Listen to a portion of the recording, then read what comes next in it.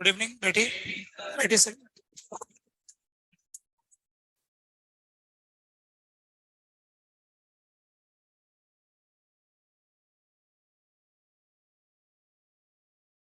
Hello,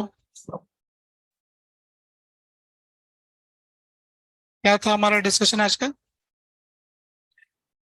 gravitation की sheet के exercise 3 के क्वेश्चन और एक डीपीपी। एक डीपीपी था ना? ठीक,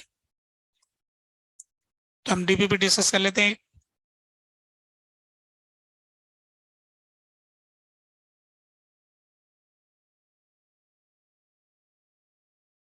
डीपीपी नंबर 31।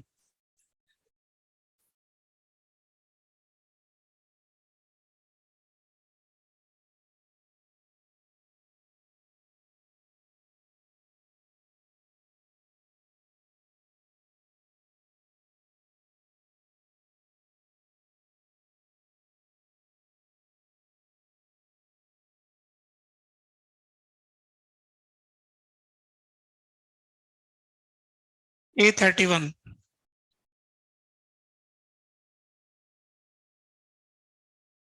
A31 में ABCD,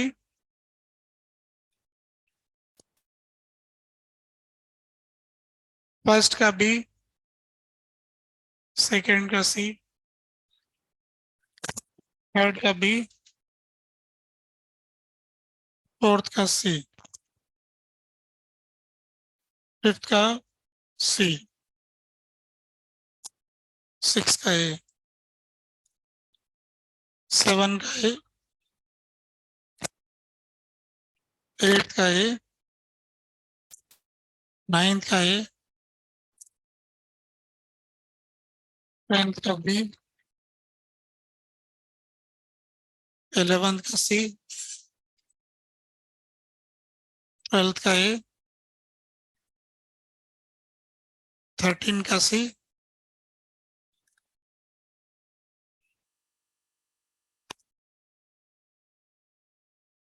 डी तो किसी का नहीं है।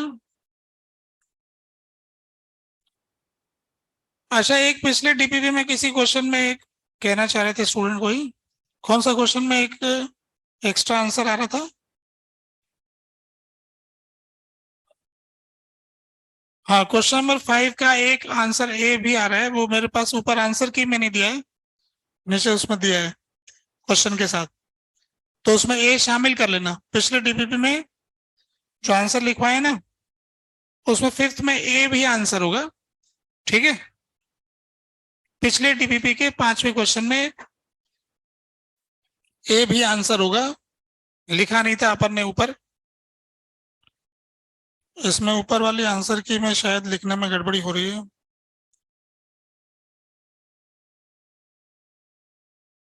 हाँ, वो आंसर की में ऊपर गलत छप रहा है, ठीक है?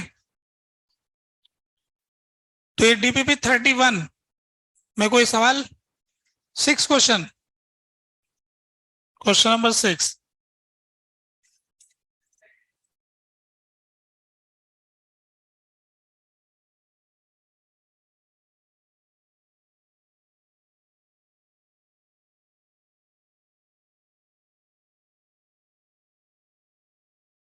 क्वेश्चन नंबर 6 में दे रखा है कि ratio of diameter of two wire of same material is this.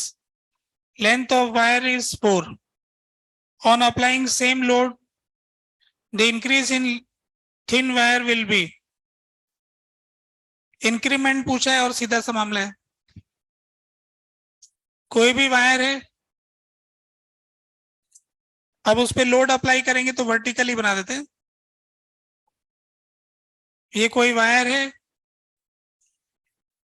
इस पे कुछ वजन लटकाएंगे तो इसमें कितना इंक्रीमेंट होगा? तो अगर वजन नहीं लटकाते तो कोई भी वायर जो होता है, अगर हम उसकी नेचुरल लेंथ एल माने, क्रॉस सेक्शन एरिया ए माने, इसका यंग्स मॉडुलस वाई माने, तो एक स्प्रिंग की तरह होता है जिसका स्प्रिंग कांस्टेंट होता है वाई ए बाय एल। हर एक वायर को एक स्प्रिंग की तरह समझो, वाई ए बाय एल। तो इसको ऐसे मान सकते हो कि ये एक स्प्रिंग है, जिसका spring constant y a by L है।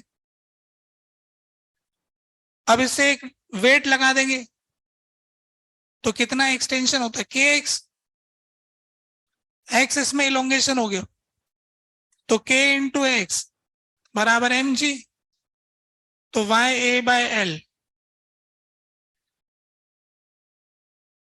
कितना इलोंगेशन आ गया, एक्स का वैल्यू आ गया, है ना।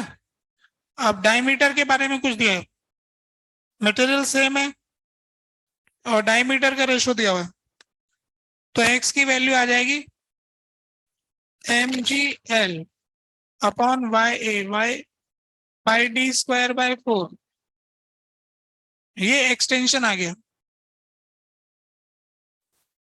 अब इसमें दिख रहा है कि M G L by Y तो सब एक है, दोनों वायर की लंबाई बराबर है, सेम वेट लगा है, यंग्स सेम मटेरियल तो यंग्स मॉडुलस सेम। अब डायमीटर नीचे स्क्वायर में आ रहा है तो रेशो निकालना है क्या, डायमीटर में एन एन टाइम्स है ना, तो एन स्क्वायर टाइम्स आ जाएगा, ठीक है क्या।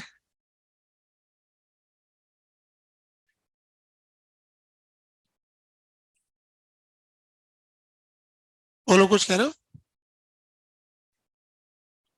10th क्वेश्चन में जाना चाहते हो, अभी 6 क्वेश्चन की बात क्लियर हो गई, है ना। दूसरे में किसको दिक्कत आ रही बताओ, क्या दिक्कत आ रही है।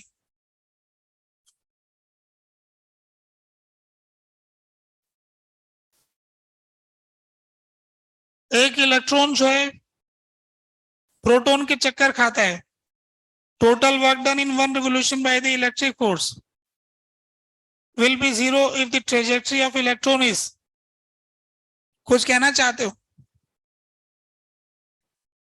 हो गया, कितना आसान था,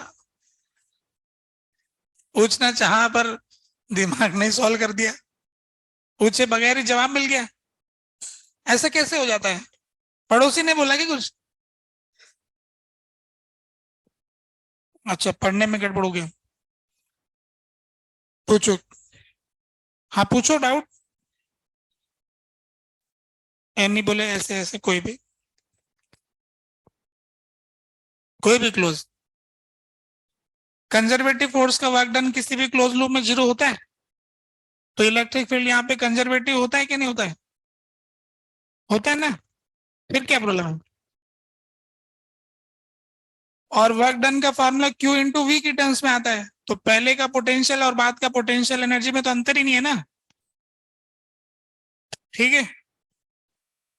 ये तो आधा लूप में ले जाएंगे तो भी जीरो होगा ना, डायमेट्रिकली अपोजिट पॉइंट पे ले जाएंगे तो भी पोटेंशियल में तो चेंज आएगा नहीं, किसी भी रास्ते से ले जाओ, मैं तो कह रहा हूँ किसी भी एक पॉइंट पे दूसरे पॉइंट पे किसी भी रास्ते से ले जाओ, वर्क डन तो सेम हो गई, और वहीं घूम के आ जाओगे तो जीरो होगा ही होगा, है ना। वर्क तो पाथ पे डिपेंड ही नहीं करता इलेक्ट्रिक फील्ड वाला तो।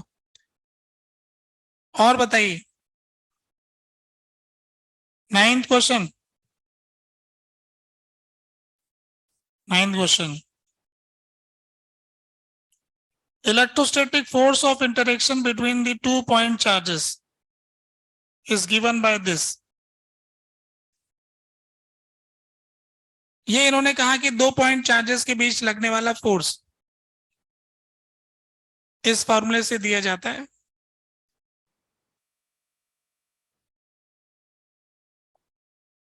ठीक है। कह रहे हैं कि 2 पॉइंट चार्ज के बीच लगने वाला फोर्स है,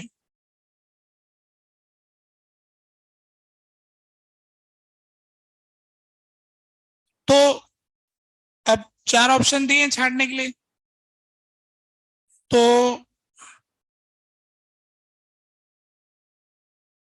के जो कांस्टेंट है उसकी वैल्यू डिपेंड करती है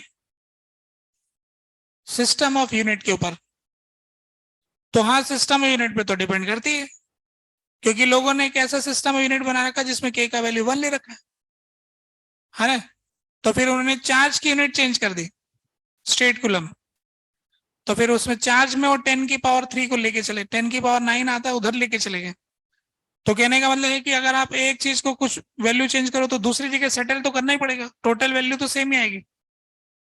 तो कहने का मतलब है कि अगर आप यूनिट माने आपका सिस्टम यूनिट का सिस्टम चेंज करोगे तो के चेंज हो जाएगा, वो तो सच्ची बात है। फिर दूसरी बात यह है कि क्या मीडियम पर डिपेंड करेगा। तो इस बारे में हमारा ये कहना है कि अगर उन दोनों के बीच लगने वाला फोर्स है, सिर्फ उन दोनों के बीच का फोर्स है, वो तो मीडियम पे क्या डिपेंड करेगा, किसी पे नहीं करेगा। अड़ोसी पड़ोसी आ जाए उससे क्या होगा, उनका फोर्स तो उनका होगा ही। मीडियम के आने से नेट फोर्स चेंज हो जाता है, मीडियम में डायपोल इंड्यूस हो जाते हैं और मीडियम का भी फोर्स इन्वॉल्व हो जाता है, जिससे टोटल फोर्स चेंज हो जाता है, जिसको अपन एक फैक्टर से डिवाइड करके लिखते हैं, एप्सिलॉन आर के फैक्टर से। तो एप्सिलॉन आर के फैक्टर से डिवाइड करने से आने वाला जो फोर्स है वो सिर्फ पार्टिकल का फोर्स नहीं है, वो फोर्स मीडियम के अंदर पैदा होने वाले डायपोल्स के फोर्स का सम है। तो अगर कोई हमसे कहता है कि उस पार्टिकल का फोर्स में क्या चेंज आ गया, तो वो तो कोई चेंज नहीं है ना, उसके तो के में कोई चेंज नहीं होगा। ठीक है। अब दुनियादारी में कुछ मतलब लगाने में गड़बड़ हो जाती है कभी कभी, लोग कहते कुछ और है, कहना कुछ और चाहते हैं, है ना, तो फिर लोग उसको समझ कुछ जाते हैं और ये सब उल्टा पुल्टा हो जाता है, एग्जाम में भी ऐसा हो जाता है ना। तो अब तो अपन ने तो जो सच्ची सच्ची बातें वो करी, है ना, सत्य क्या है और दुनिया क्या कहती है, ये दूसरी बात है। ठीक है। और कोई प्रश्न रह गया इसमें, 10th में कोई दिक्कत आ गया?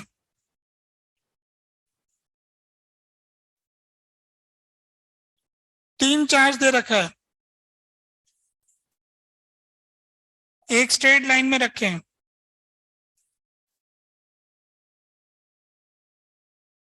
हाँ बोलो, कुछ कह रहे हो?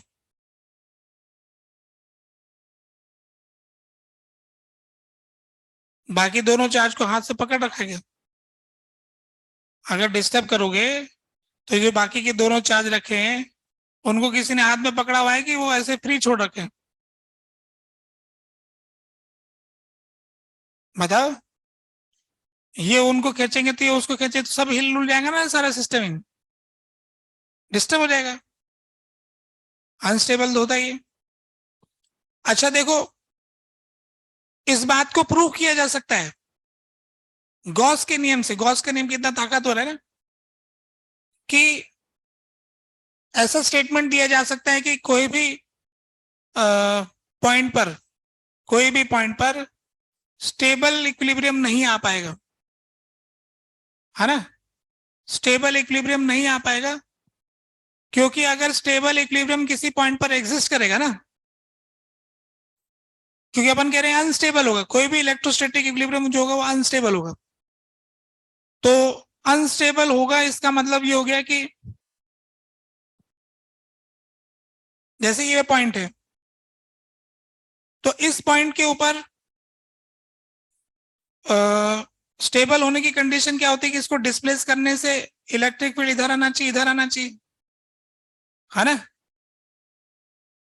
हर तरफ से फोर्स इस तरफ आता है तो उसको स्टेबल कहते हैं। यहाँ पे तो फोर्स जीरो है, यहाँ पे तो फोर्स जीरो है, और हर तरफ हर बार फोर्स सेंटर की उसी पॉइंट की तरफ डायरेक्ट, इधर डिस्टर्ब करेंगे तो इधर आ जाएगा, इधर डिस्टर्ब करेंगे तो इधर आ जाएगा। और ऐसा फोर्स तो तभी होता है गॉस लॉ के हिसाब से कि जब यहाँ पे कोई चार्ज रखा हो, नेट फ्लक्स आ जाएगा ना। अगर गॉसियन सरफेस लेंगे तो उस जगह कुछ ना कुछ नेट फ्लक्स आ जाएगा, तो वहां पर कोई ना कोई चार्ज रखना पड़ेगा, है ना। तो गॉस लॉ से यह साबित किया जा सकता है कि कोई भी चार्ज का सिस्टम होगा वो स्टेबल इक्विलिब्रियम में नहीं हो पाएगा, सब जगह ऐसा नहीं हो पाएगा, हर पॉइंट पर चार्ज माइनस का नहीं होगा या प्लस का नहीं होगा, जैसे देखेंगे इसमें। तो अभी जो अपन ने सॉल्व किया वो तो हो ही गया क्वेश्चन जो तुमने पूछा है, पर गॉस लॉ भी हमें इस बारे में डायरेक्शन देता है स्टेबिलिटी के बारे में। वो अब सिचुएशन आएगी उसके हिसाब से समझाऊंगा, यहाँ तो कोई ऐसा एग्जाम्पल नहीं है ना। इस वाले में अपने पास क्या 3 चार्ज है ना, 3 चार्ज हो गए। अब इसमें किसी एक को डिस्टर्ब करोगे तो सीधे ही समझ में आ रहा है कि पूरा सिस्टम हिल जाएगा। दो को किसी ने पकड़ नहीं रखा ना, इसलिए, है ना, होल्ड नहीं कर रखा दो को। ठीक है, ये हो गया डीपीपी है क्या? 15th question.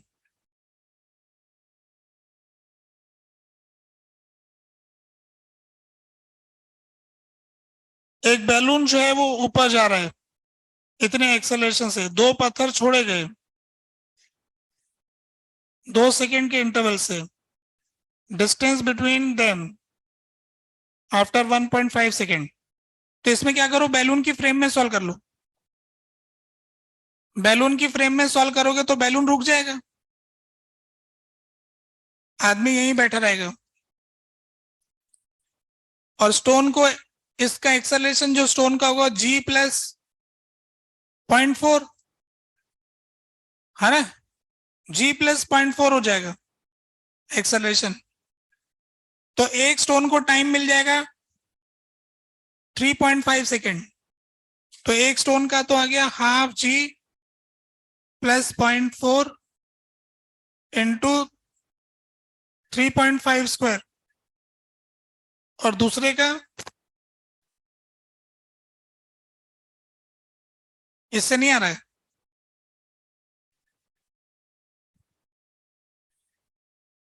हाँ, अब ऐसा कर लेना, कितना सीधा है, क्यों टाइम खराब करें, पढ़ लिख ले, 11वीं तो पास हो गई अब, है ना, रिलेटिव तो पढ़ ही चुके, तो क्यों ना लगाए वो चीज, और इतना सारा कैलकुलेशन करें क्यों, ये तो ओरली हो रहा है ना। अब तो कुछ नहीं रहा, हो गया ना पूरा। अब दूसरा काम क्या रह गया बताओ। अब निकाल लीजिए एक्सरसाइज 3 पार्ट 1 के 10 सवाल। छठा सवाल नहीं हुआ, इतना कठिन सवाल है। किससे हो गया भाई छठा सवाल?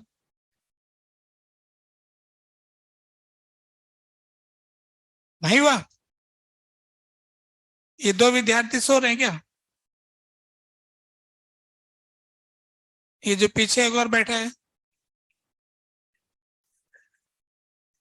क्या नींद आ जाता है यहाँ, मैंने बढ़िया ठंडक मिलती है एसी की, रात भर पढ़ाई करते रहते हो, फिर यहाँ करके सो जाते हो। तो जो लोग क्लास में सो जाते हैं वो, ड्यूरेशन तो उनका मैं बता ही चुका हूँ कि पढ़ाई 1 घंटे का 1 to 4 कैसे करते हैं, वो तरीका है। 1 घंटे को 4 घंटे में बदलना हो, 1 साल का काम 4 साल में कैसे करना हो, वो तरीका क्लास के अंदर अनुपस्थित रह के किया जाता है, क्लास में ध्यान नहीं दे करके, है ना। क्योंकि आप समझ लो कि 1.5 घंटा 2 घंटा यहाँ के टाइम तो खराब हो ही गया, फिर उल्टा पुल्टा लिखा, ध्यान से लिखा नहीं, फिर उसी को इकट्ठा करने के लिए दोस्त के यहाँ चक्कर मारना पड़ेगा, कोई वीडियो वीडियो देखना पड़ेगा, फिर कोई इधर उधर पता करना पड़ेगा कि किसका देखें, इसका वीडियो देखें उसका वीडियो देखें, है ना, कुछ कबाड़ना पड़ेगा इधर उधर से, फिर उसमें वो कुछ कह रहा है, अध्यापक कुछ कह रहा है, डिस्कशन कुछ हो रहा है, सब उल्टा पुल्टा होगा, तो एक का तो 4 या 10 गुना लग रहा मुझे तो, है ना, बड़ा कठिन काम है ये। तो इसलिए कहता हूं कि घर पे नींद लेके आओ, बढ़िया से भोजन करके आओ, है ना, क्लास के अंदर एकदम ताजगी रहनी चाहिए, एनर्जी रहनी चाहिए एकदम, वो अपन सेव करेंगे तभी होगा। घर में जाके मोबाइल देख देख करके आंखें फोड़ के आ जाओगे, है ना, टाइम ऐसे खराब करके आओगे, मतलब पढ़ाई में भी आंखें खराब होती, मोबाइल में भी खराब होती, तो आंखों को तो आराम दिया नहीं, फिर यहाँ के नींद आ रही, या फिर कुछ खेल कूद करोगे, घूमोगे फिरोगे, थकान हो रखी होगी। अभी बताओ 10 सवाल में छठा सवाल पूछा है, एक भी विद्यार्थी से नहीं हुआ है, ऐसा बोल रहे हैं, जरा दिखाना ऐसा क्या सवाल है कि किसी से हुआ नहीं।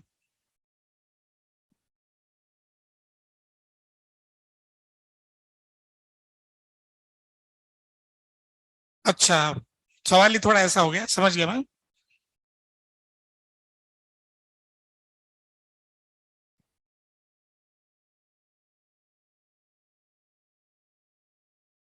क्वेश्चन नंबर 6 जो है वो इरोडोव से उठाया गया है, ठीक है, इसका लोकेशन बता रहे हैं। फिर रही बात, ये तो बहुत वर्ष बीत गए इसका इंतजार करते करते, है ना, 2015 में, हम तो पहले से डिस्कस करेंगे इतने टाइम से। तो अभी इस क्वेश्चन में करना क्या, देखो इन्होंने ये पूछा है, प्रेशर के बारे में बात पूछी है ना, ग्रेविटी और प्रेशर का मामला आ रहा है। तो अगर देखो प्रेशर निकालना चाहते हो तो ऐसा करना पड़ेगा, एक छोटा सा एरिया अपन लेते हैं, फ्लूइड मैकेनिक्स चैप्टर पढ़ा होगा, तो उसका एक बेसिक रूल होता है कि छोटा सा एलिमेंट लो और उस पर न्यूटन्स लो लगाओ। फ्लूइड एलिमेंट जिसको अपन कहते हैं, सिलेंडर लेते थे वहां पर, अगर ध्यान हो तो, सिलेंडर लो और न्यूटन्स लो लगाओ। तो अभी इसमें क्या करना है कि इस, ये आर डिस्टेंस के ऊपर है और इसका थिकनेस डी आर है ना, आर डिस्टेंस पर है, डी आर थिकनेस है इसकी, और इसका एरिया जो है डी ए है, एरिया इसका डी ए हो गया।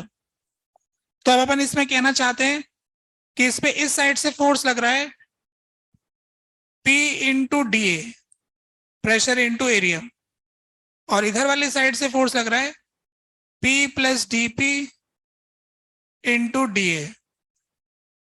कुछ डिफरेंस होगा प्रेशर में, एक तरह से वो नॉर्मल रिएक्शन है, जैसे ये चट्टान जो पृथ्वी में एक दूसरे से दबी हुई है ना, एक ऊपर से कोई चट्टान दब रही, एक नीचे दबी, तो उनके आपस का फोर्स है, तो उस फोर्स को अपन प्रेशर की टर्म्स लिख रहे हैं, pressure into area, liquid state में ये, तो P इंटू डी ए, और बाहर वाले पॉइंट का P plus D P into D ए, ये दोनों फोर्स हो गए।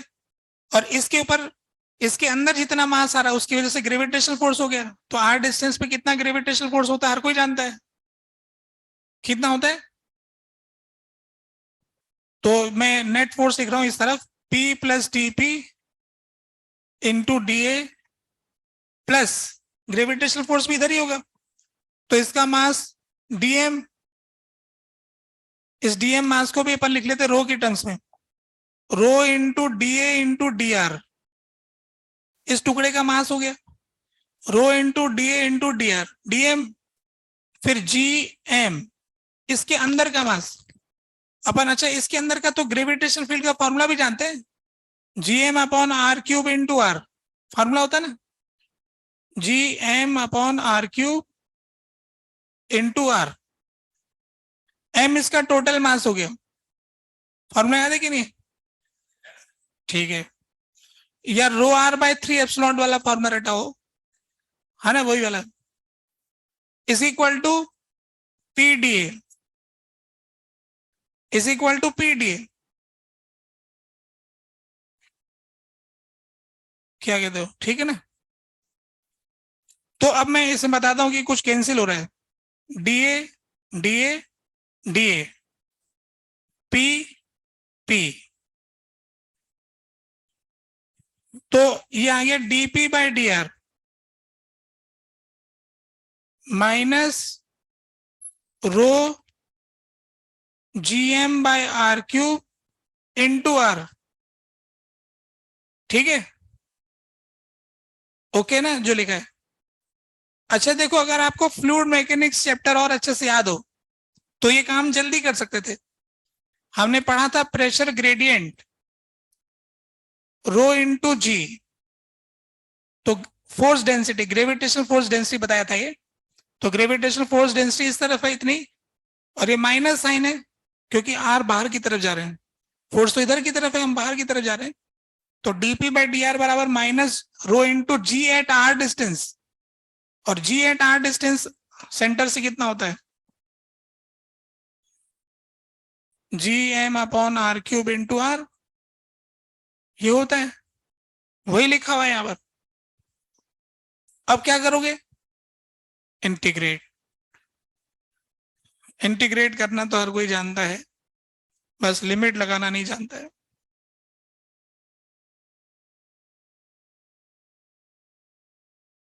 बताओ क्या लिमिट लगाऊं,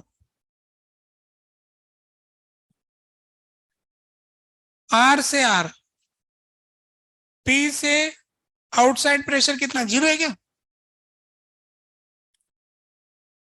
आउटसाइड तो कुछ भी नहीं है ना, इस आउटर सरफेस में तो किसी का प्रेशर ही नहीं है, पी से जीरो, आर डिस्टेंस का प्रेशर पी है और कैपिटल आर डिस्टेंस का प्रेशर 0 है, क्योंकि बाहर की सरफेस पे कोई फोर्स ही नहीं लगा रहे,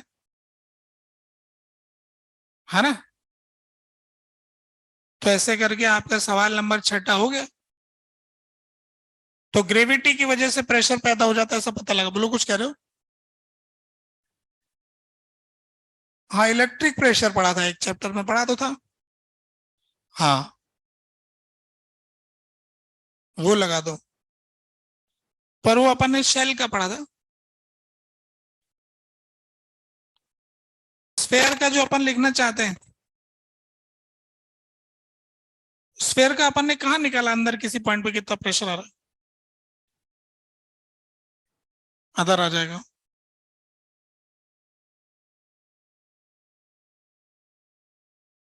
ये प्रेशर का डिफरेंस आ रहा है इससे, उस जगह का। तो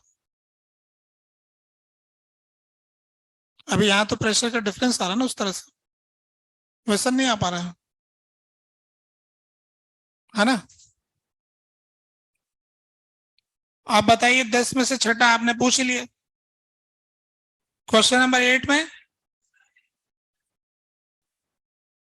8th वाले का क्यों बताना है? L1 upon L2, L1 L2 क्या है? Angular momentum. तो एंगुलर मोमेंटम तो कंजर्व होता होगा? नहीं, अलग अलग ऑर्बिट है क्या? अलग अलग ऑर्बिट है, एंगुलर मोमेंटम लिखना है तो अपने पास फार्मूला लग जाएगा, mr² इंटू ओमेगा, आई ओमेगा हो गया ना, और ओमेगा हो जाएगा 2 पाई/t, और t² is proportional to r³। फिर रेशियो निकाल करके निकाल जाएगा, हो जाएगा ना। अब 9th क्वेश्चन पूछना है। देखिए 9th क्वेश्चन, 6 को उल्टा करके लिखें, मिरर, तो कैसा 9 दिखेगा नहीं दिखेगा? इसकी मिरर इमेज बनाए। ये 6 लिखा है तो इसकी इमेज बनेगी यूं, 9 नहीं दिखेगा।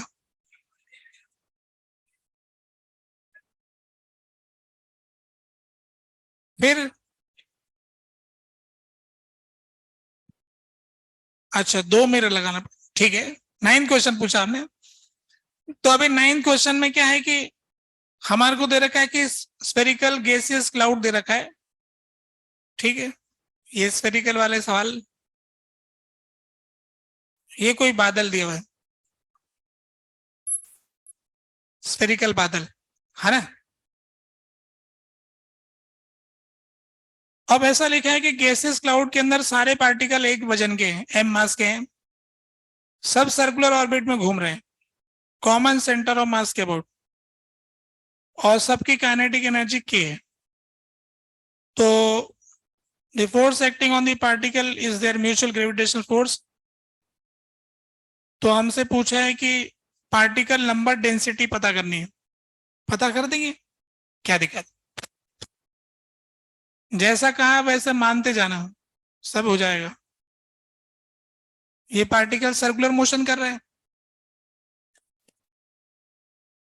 तो इस पे लगने वाला जो ग्रेविटेशनल फोर्स होता है, कानूनन ये होता है कि इसके अंदर जितना m है, इसको m इन बोलेंगे, इसके अंदर आ गया, तो इस पे लगने वाला फोर्स हो गया Gm in into m upon इसका डिस्टेंस है r² is equal to mv² by r, क्योंकि सर्कुलर मोशन कर रहा है वो, जैसा कि प्रश्न में दिया गया है। हर पार्टिकल सर्कल में चल रहा है इस गैसियस क्लाउड के सेंटर के अबाउट, तो हमने चला दिया। कहोगे कि इतना तो हमने भी कर दिया था, क्या कहते हो? कर दिया था क्या? कि सर्कुलर मोशन का इक्वेशन लगाने में क्या जा रहा था, लगा दिया, ठीक है। तो फिर आगे देखो, इस आर को आर से काट दिया, और दोनों तरफ हाफ से मल्टीप्लाई कर दिया, तो G M in M upon 2R is equal to kinetic energy. फिर ये कहोगे कि इतना तो हमने भी कर दिया, इसमें क्या रखा है, कर दिया था कि, तो ये तो अच्छी बात है। अब इसके बाद तो आंसर आ ही गया। देखो कैसे करेंगे कि एम इन 2KR अपॉन जी एम, ये कहोगे ये तो हम कर ही सकते थे, इसमें क्या है, इधर उधर ही तो लेके गए, इसमें कोई खास बड़ी बात नहीं। ठीक है, अब इसको डिफरेंशिएट कर देता हूं।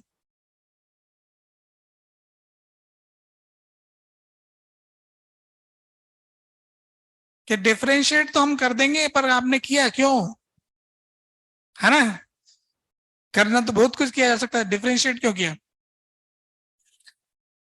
डिफरेंशिएट इसलिए किया क्योंकि मैं ना डीआर रेडियस के मास के बारे में जानना चाह रहा था।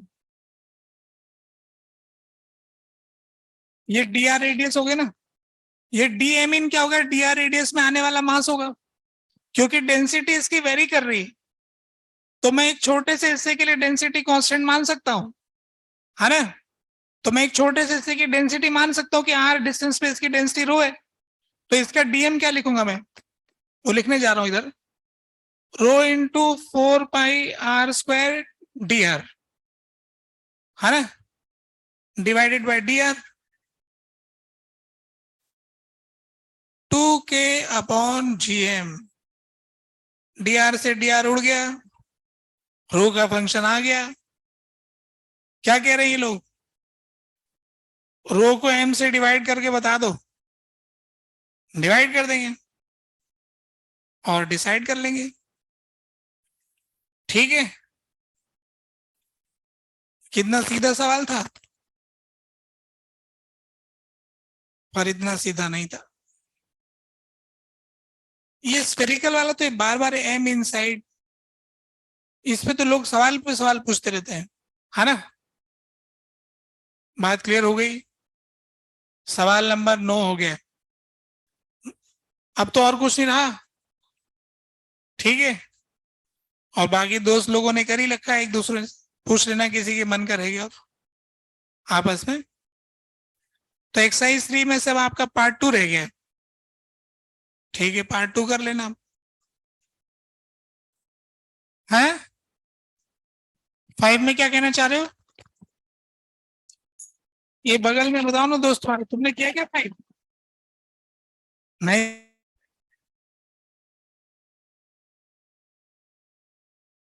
इधर तुमने नहीं किया। अब देखो कितने विद्यार्थियों ने ये 10 सवाल अटेम्प्ट किया, हाथ ऊपर करना भाई।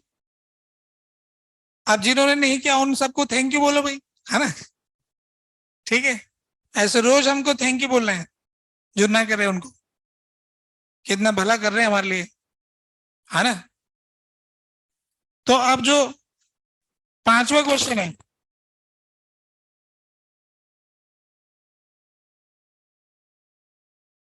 धागे में टेंशन वेंशन पूछे क्या, धागा है कि रॉड है, तो निकाल लेंगे इसमें क्या रखा है। कंस्टेंट मोशन से बराबर एक्सेलरेशन होगा, है ना, दोनों का आपस में अटैच होने से कंस्टेंट मोशन से एक्सल क्या जीरो एक्सेलरेशन है कि एक्सेलरेशन है कुछ, है ना, एक्सेलरेशन आ जाएगा, और हाइट की वजह से जी में डिफरेंस हो जाएगा, है ना। तो आप क्या करेंगे कि पहले पूरे पे न्यूटन लॉ लगा करके ए निकाल लेंगे, फिर इसको कट करके एक पार्टिकल पे लगा देंगे, ठीक आ जाएगा, आ जाएगा, सीधा ही तो है। ठीक है, तो ये हो गया डिस्कशन, आगे बढ़ते हैं हम। अपनी क्लास में हम ड्रिफ्ट वेलोसिटी के बारे में बात किए थे, अब उसमें आगे बढ़ते हैं। करंट इन ए कंडक्टर,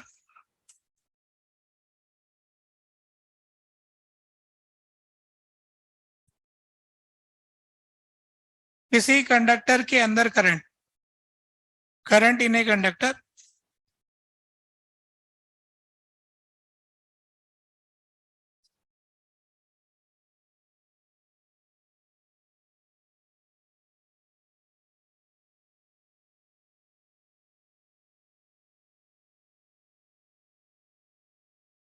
तो हमने कंडक्टर के बारे में ये बताया कि कंडक्टर जो है कुछ ऐसा होता है।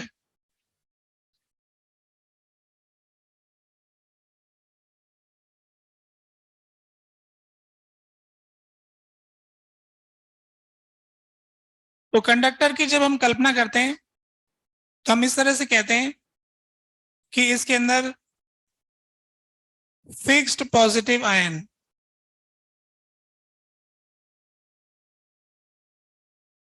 और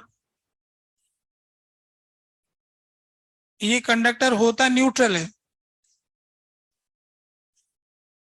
ये जो इलेक्ट्रॉन होता है अपने घर के आसपास ही रहता है, गलियों में घूम आता है ना, कोई रोकता नहीं, घर वाले रोकते नहीं, जाओ आजाद हो। एक एक बच्चे को ऐसे आजाद छोड़ देते हैं, घूमो पूरे देश में कहीं भी, है ना। ओवरऑल ये वायर न्यूट्रल है। ये वो जो आजाद इलेक्ट्रॉन ये घर में क्यों नहीं चला जाता है, तो इसका मैं पहले बता चुका हूं कि घर में एक सुरक्षा चक्र लगा हुआ है, मल्टी लेयर सुरक्षा चक्र है इस पॉजिटिव आयन का। इसके अराउंड 2 इलेक्ट्रॉन, फिर ये फटकने नहीं देते, जाओ गली घूमो भाई, नहीं चाहिए, बॉन्ड बॉन्ड बन गया सबका, अब घर में जरूरत नहीं तुम्हारी। तो ये पॉजिटिव, ये इलेक्ट्रॉन गलियों में घूमता है। तो फिक्स्ड पॉजिटिव आयन हो गया, और ये हो गया मूवेबल फ्री इलेक्ट्रॉन, इसको अपन फ्री इलेक्ट्रॉन कहते हैं। इलेक्ट्रॉन और भी पड़े हैं इसके अंदर, ऐसा नहीं है कि ये है, और वो उसको दिखाया नहीं है। ओवरऑल वायर न्यूट्रल है, न्यूट्रल वायर है। और हमने डिस्कस किया था कि ये जो इलेक्ट्रॉन है ये गतिमान रहते हैं, मतलब ऐसे दौड़ते भागते रहते हैं, ठहरते नहीं। ये 1 सेकंड में 117 किलोमीटर चले जाएं, ऐसा हिसाब आया था। तो ये तो अपन ने एवरेज हिसाब लगाया था, तो कोई 500 किलोमीटर भी जा रहा होगा 1 सेकंड में, कोई इतना तेज भी चल रहा होगा, कोई धीमा भी चल रहा होगा। हर तरह की वेलोसिटी होगी, जैसे गैस के मॉलिक्यूल्स की वेलोसिटी, वैसे इलेक्ट्रॉन बहुत तेज गति से जा रहे हैं, सब तरफ जा रहे हैं, पर ये टोटल मिला के कैंसिल, इनसे कुछ होना जाना नहीं। तेज गति, बहुत संख्या भी बहुत ज्यादा, गति भी बहुत ज्यादा, वैल्यू 0। हमने डिस्कस किया था कि अगर कोई क्रॉस सेक्शन लेंगे हम यहाँ पर, तो इस क्रॉस सेक्शन से कोई करंट नहीं जाएगा, 0 हो गया। तो फिर हमने डिस्कस किया था कि इसके लिए एक मार्गदर्शक की जरूरत है। इसके पास वैल्यू तो बहुत बड़ी बड़ी है, कुछ कर नहीं पा रहा है, तो सही मार्गदर्शक मिल जाएगा इसको, तो ये थोड़ा थोड़ा भी करेगा तो भी काम बन जाएगा। वो मार्गदर्शक यहाँ पर इलेक्ट्रिक फील्ड है। तो हम कंडक्टर में करंट को फ्लो करवाने के लिए किसी के द्वारा कंडक्टर में इलेक्ट्रिक फील्ड को लेके आते हैं। तो पिछली क्लास में हमने कहा था कि ये जो दौड़ने भागने वाले इलेक्ट्रॉन है, इनकी एक ड्रिफ्ट वेलोसिटी आ जाती है QE/m इंटू टाउ एवरेज। ये ड्रिफ्ट वेलोसिटी हमने सबका एवरेज आउट करके निकाल रखा है। ड्रिफ्ट वेलोसिटी के संबंध में फॉर्मूलों में संदेह भी है, कुछ ऑथर ने इसमें नीचे 2 ऐड कर रखा है, नीचे 2 लिखा हुआ है, और कुछ ऑथर कहते हैं कि भाई 2 है नहीं, 2 नहीं होगा। कुछ कह रहे हैं कि कोई फर्क नहीं पड़ता, क्या सोच रहे हैं, जरूरत ही नहीं है इसकी, है ना। अभी तो क्या है, विज्ञान और आगे विकसित हो गया, वो तो ये कह रहा है कि इलेक्ट्रॉन तो खुद ये इस मॉडल को मानता ही नहीं कि पॉजिटिव आयन फिक्स, ये जो हम सोच रहे हैं ना कि ये तो अपनी कल्पना ऐसा है थोड़ी, हमने कुछ और देख लिया है। और क्या देख लिया कि इलेक्ट्रॉन इज ए वेव। अच्छा वेव है, फिर कैसे जा रहा है, फिर ये रेजिस्टेंस ये क्या है? तो बोले अब इसको समझाएंगे अलग तरह से। तो फिर आप केमिस्ट्री में पढ़ते हो थोड़ा बहुत, है ना, वेव नेचर। तो कहने का मतलब जब इलेक्ट्रॉन है उसको वेव मान लिया गया है, फिर उससे सुपर कंडक्टर वगैरह सब समझा दिया है। तो आगे की थ्योरी इतनी विकसित हो गई है कि ये थ्योरी पीछे छूट गई, पर स्कूल लेवल पे ये सिखाया जाएगा, है ना, क्योंकि ये आसान है। वो वेव वेव किसकी समझ में आएगी? उसकी इक्वेशन पढ़ोगे तो पता चलेगा। उसको पढ़ने के लिए पहले कुछ और चैप्टर पढ़ने पड़ेंगे जो इंजीनियरिंग में होंगे, और वो पढ़ नहीं पाओगे, है ना। तो याद नहीं रहेंगे कभी, वो उलझन रहेगी हमेशा ही। तो Q E by M into, ये जो फॉर्मूला हमने लिखा है, इस फॉर्मूले के बारे में टू के फैक्टर का एक डिफरेंस है, एचसीवी में पढ़ोगे तो नीचे टू आएगा, है ना। और मैं भी किसी साल टू के साथ पढ़ा देता हूँ और टू हटा देता हूँ। अब की बार फिर मैंने फैसला किया कि मैं टू हटा देता हूँ, है ना। तो एचसीवी में जो समझाया गया था वो मुझे कन्विंस करता था, मैं इस बात से, मैं फिर से बताता हूँ कि मुझे क्यों कन्विंस करता था, और मैंने पढ़ाया भी इस बात को। इसमें ये बताया गया कि जो ड्रिफ्ट वेलोसिटी है ना, अभी अपन ने डिस्कस किया था कि जैसे एक गाड़ी है जो स्पीड ब्रेकर के बीच में चलती है, तो हर स्पीड ब्रेकर पे उसकी वेलोसिटी 0 है और एंड पॉइंट पर वेलोसिटी v है। तो मैं कहूंगा कि रास्ते में उसकी वेलोसिटी v/2 है, एवरेज 0 से v, क्योंकि v is the velocity just before next collision है। v क्या था? Just before next collision v है ना ये, है ना। तो रास्ते की वेलोसिटी तो एवरेज आउट, क्योंकि एक्सेलरेशन तो कांस्टेंट है, आधा आना चाहिए। तो इसलिए मैं तो इसको आधा पढ़ाता था, मुझे अच्छा लॉजिक लगता था, एलसीबी में भी ऐसा दिया हुआ था। तो मैं भी कन्विंस हो गया कि ठीक है, दो लोग हो गए हम, है ना, विचार मिल रहे हैं। फिर मुझे एनसीईआरटी में बच्चे बोलते हैं कि सर एनसीईआरटी में तो दो नहीं है। फिर मैंने कहा एनसीईआरटी मैंने देखा नहीं, देखते, है ना, एनसीईआरटी में दो नहीं है। फिर बोला कि एनसीईआरटी लगाएं कि वो लगाएं। फिर मैंने कहा एनसीईआरटी लगाना चाहिए, है ना, एनसीईआरटी चल रहा है सारे राज्यों में, तो एनसीईआरटी करना चाहिए। फिर मैंने एक और वैज्ञानिक है जिनका स्टेटमेंट सुन लिया, फिनमैन। फिनमैन ने इस बात को डिस्कस कर रखा है, मतलब इसका, इससे मुझे ये समझ में आया कि वैज्ञानिक लोग तो उलझे पड़े हैं, है ना, कि एक को जवाब देना पड़ रहा है दूसरे को कि हाँ टू आएगा कि नहीं आएगा। तो फिनमैन ने कहा कि टू नहीं आएगा। तो फिनमैन का जब उन्होंने कह दिया तो अपन भी मान लेते हैं। उनका कहना है कि डबल बार एवरेज हो जाएगा, तो ये मैथमेटिक्स के थ्रू प्रूव हो जाएगा। उन्होंने भी ये समझाया नहीं कि देखो मैथमेटिकली प्रूव हो जाएगा, क्योंकि इसमें डबल काउंटिंग हो रही है, ऐसे कुछ बोल रहे हैं, दो बार एवरेज निकल रहा है। आप तो एक पार्टिकल्स का एवरेज निकाल रहे हो, फिर एक टाइम वाइज एवरेज निकाल रहे हो, तो उसको मैथमेटिक्स के थ्रू इस बात को प्रूव किया जाएगा कि वो टू नहीं आएगा। तो ओवरऑल उनका कहना है कि तो प्रोपोर्शनलिटी से मतलब है टू के फैक्टर की चिंता ना करें। पर अगर कोई मुझसे पूछ ही रहा है कि टू आएगा कि नहीं आएगा, तो मैं कहूंगा कि टू नहीं आएगा। तो इसलिए मैंने भी कहा टू नहीं आएगा, है ना। तो ये फॉर्मूला हो गया, हमारे लिए क्या दिक्कत है? तो एनसीईआरटी का ही फॉर्मूला एचसीवी से जो पढ़ेगा उसको दिक्कत आएगी, है ना। ये ड्रिफ्ट वेलोसिटी का फॉर्मूला है ना। तो अब अपन को ये पता लग गया कि ड्रिफ्ट वेलोसिटी जो है प्रोपोर्शनल टू इलेक्ट्रिक फील्ड, बाकी सब तो फिक्स मान रहे एक मटेरियल के अंदर। तो अब हमने देखा कि ये जो कोई कंडक्टर है, अभी इसके अंदर मान लेते हैं कि पॉजिटिव चार्ज फ्लो करते हैं, एक बार के लिए मान लेते हैं, वैसे तो इलेक्ट्रॉन ही फ्लो करते हैं, एक बार के लिए मान लेते हैं कि पॉजिटिव फ्लो करते हैं। तो पॉजिटिव चार्ज जो होंगे फ्लो कर रहे हैं यहां से वहां तक, तो उसको मैं फ्लो करवाता हूं, ये पॉजिटिव चार्ज है। ये सब ड्रिफ्ट वेलोसिटी से जा रहे हैं, इन सब की वेलोसिटी वी डी मान लेंगे, वी ड्रिफ्ट। तो अपन को करंट पता करना है, तो करंट का फॉर्मूला होता है delta Q by delta T, है ना। करंट का फॉर्मूला होता है delta Q by delta T. तो अब डेल्टा क्यू क्या चीज है, अपन देखते हैं डेल्टा टी टाइम में कितना चार्ज यहां से यहां तक चला जाएगा। तो जो लेंथ यहां पर आ रही है वो आ रही V drift velocity into delta T, तो हम कहेंगे इस वॉल्यूम में जितने भी चार्जेस होंगे वो सब चले जाएंगे। तो अपन ने ये पता कर रखा है कि नंबर ऑफ फ्री चार्जेस, ये हो गया free charge particles per unit volume, free charge particles per unit volume, number of free charge particles per unit volume n है। तो इतने वॉल्यूम में कितने फ्री चार्ज पार्टिकल्स होंगे, वॉल्यूम से गुणा कर देंगे। तो इसका क्रॉस सेक्शन एरिया लेना पड़ेगा, तो इसका क्रॉस सेक्शन एरिया ए ले लिया, तो इसका वॉल्यूम हो जाएगा ए V D into delta T,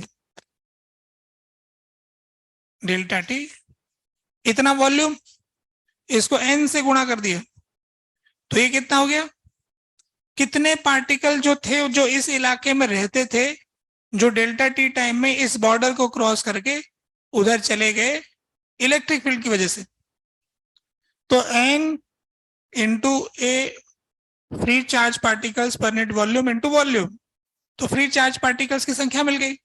अगर एक चार्ज पार्टिकल का चार्ज q है तो टोटल कितना चार्ज चला गया, तो q से गुणा कर लेंगे, तो डेल्टा q की वैल्यू आ जाएगी q into N A V D into delta T divided by delta T, delta T cut जाएगा, तो आई हो जाएगा हमारे पास N Q A V D. तो इस तरह से किसी कंडक्टर के अंदर बहने वाले करंट का फॉर्मूला मैंने लिख दिया, ठीक है। अगर किसी में ऐसा हो, ऐसा भी हो सकता है जैसे केमिकल सॉल्यूशन में होता है कि जो फ्री चार्ज पार्टिकल्स होते हैं वो अलग अलग प्रकार के होते हैं, कोई +2 वाला है, कोई -1 वाला है, कोई +3 वाला है, ऐसे ना। केमिकल सॉल्यूशन में अलग अलग तरह के चार्जेस वाले हो सकते हैं, उनके मास अलग अलग हो सकते हैं, तो उनकी ड्रिफ्ट वेलोसिटी अलग अलग हो सकती है। तो जनरल फार्मूला जो बनेगा वो फार्मूला यू बन जाएगा, summation of N I Q I A V D आई।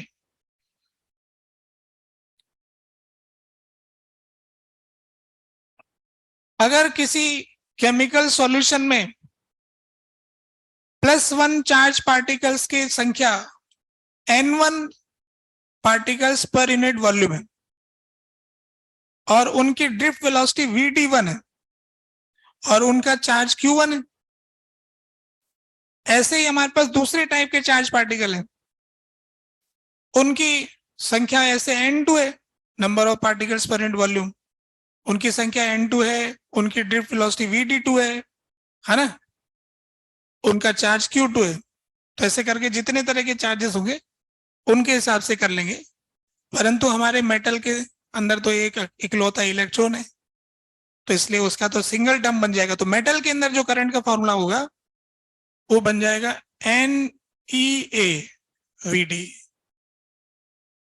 ये फॉर्मूला मुझे अच्छे से याद है, I is equal to N E A V D, current बराबर N E A V D. ये जनरल फॉर्मूला लिखा मैंने, जिसमें पॉजिटिव नेगेटिव सब तरह के चार्ज हो सकते हैं। हमने डिस्कस किया था कि अगर इलेक्ट्रिक फील्ड हम इस तरफ रखेंगे तो पॉजिटिव आयन इलेक्ट्रिक फील्ड की तरफ जाएगा और नेगेटिव आयन इलेक्ट्रिक फील्ड का उल्टा जाएगा, पर दोनों की वजह से करंट ऐड ही होगा।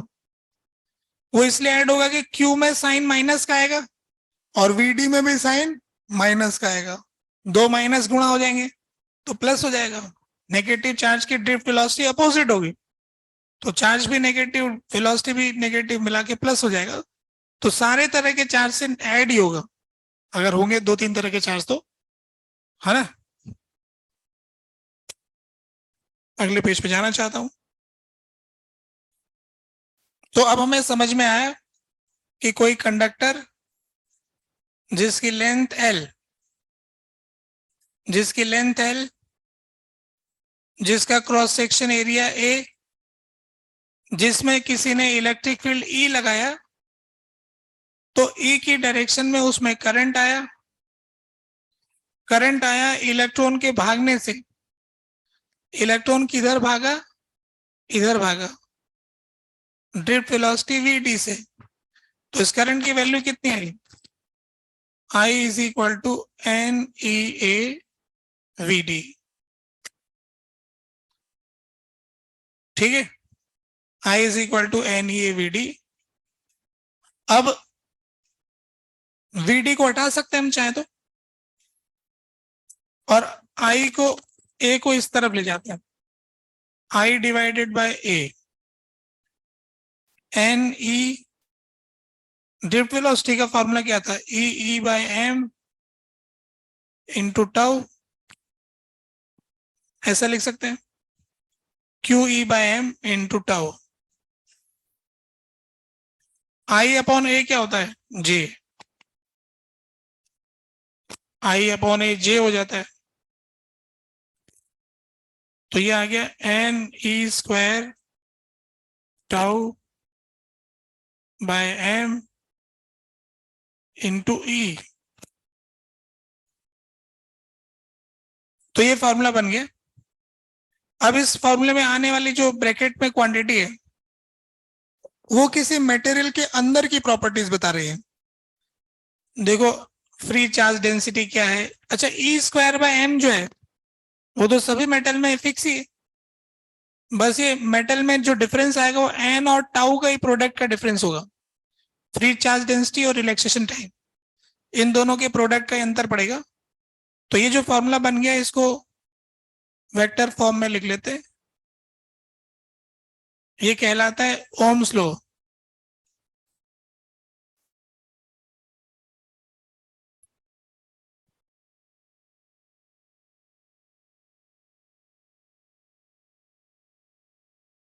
ठीक है, इसको हम कहते हैं ओम का नियम।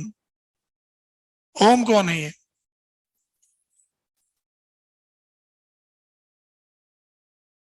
जर्मनी के नागरिक, है ना। अब जर्मनी के अंदर वेदों का अध्ययन किया जाता है, उनके पिताजी ने कोई गुरुजी को ज्वाइन किया, उन्होंने ओम नाम दे दिया, है तो काफी पुरानी बात। उस समय तक ऐसा था कि नहीं था मुझे मालूम नहीं, ओम नाम वहां जर्मनी में कहाँ पहुंच गया, है ना। ये तो निश्चित है कि जर्मनी में ऐसे स्कूल हैं कई, वैदिक स्कूल, वैदिक अध्ययन किया जाता है, संस्कृत पढ़ाई जाती है, यहाँ से लोगों को नौकरी भी मिलती है वहां संस्कृत पढ़ाने की, लोग जर्मनी जाते हैं, है ना, लैंग्वेज की वजह से भी लोग जाते हैं। मेरे एक दोस्त का फोन आया था मेरे पास, हैदराबाद साइड में रहता है, कि उसके सारे दोस्त लोग हैं वो फॉरेन में चले गए, मुझे भी बुला रहे हैं कि बन जाए किसी सब्जेक्ट का टीचर वीचर भी स्कूल में लगवा देंगे वहां पर। तो ऐसे कुछ मुझे एग्जाम की प्रिपरेशन के बारे में पूछ रहा था कुछ, मन का हमारी साइड में ऐसा कुछ नहीं करता, है ना। तो कहने का मतलब ये है कि ओम जो है ना, ओम्स लॉ है। अब लोग सोचेंगे थोड़ा ओम्स लॉ ऐसा तो पढ़ा नहीं हमने, है ना, कुछ और पढ़ा था, तो बताया था, वो भी बताया था जो पढ़ा था, ये ज्यादा सही है ना, क्योंकि वेक्टर फॉर्म में सटीक है। ये इसमें आने वाला ये क्या है, इसका नाम है कंडक्टिविटी,